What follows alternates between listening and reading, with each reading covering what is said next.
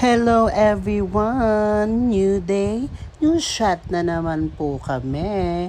Dito lang yan sa bahay ko sa Concordia. At ayan na nga, nagluluto ko ng pupulutanin ng mga bisita ko ngayong gabi. May spaghetti, ang pambansang pagkain dito sa Pinas. At nag-start na po ang aming inuman, sa akin agad binigay ni Bossing. At isa-isa na ngang nagdadatingan ang mga bisita ko, ang magjowa, si Tino at DJ.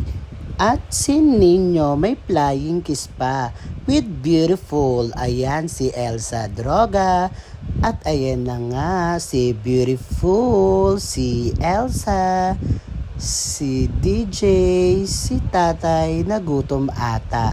At ayan si Tino, ang ganda ni Nino. Wow na wow. At syempre ako, dahil ako ang may birthday dyan.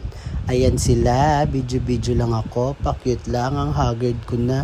Ilang araw na akong nag-iinom, ayaw nila akong tigilan, nakakaloka sila. At may bumagsak na nga si tatay dahil si Godwin, grabe magtagay. Yung tagayan namin, punong-puno, wala talagang makakatakas. Ayan, binibidyoan ko sila hanggang nakita ko si Beautiful na busy din kakalaro ng ML. May nagluluto.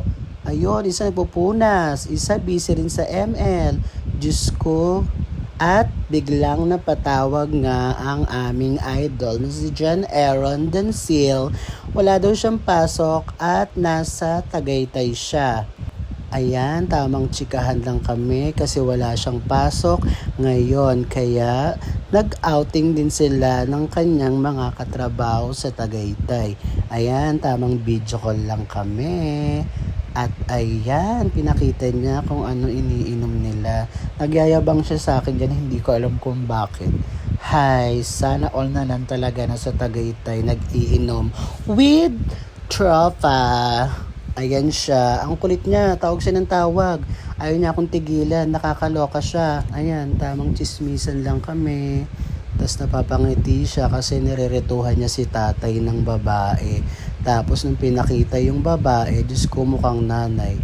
Ayan, tamang pakyut lang siya. Hindi ko alam kung kanina siya nagpapakyut.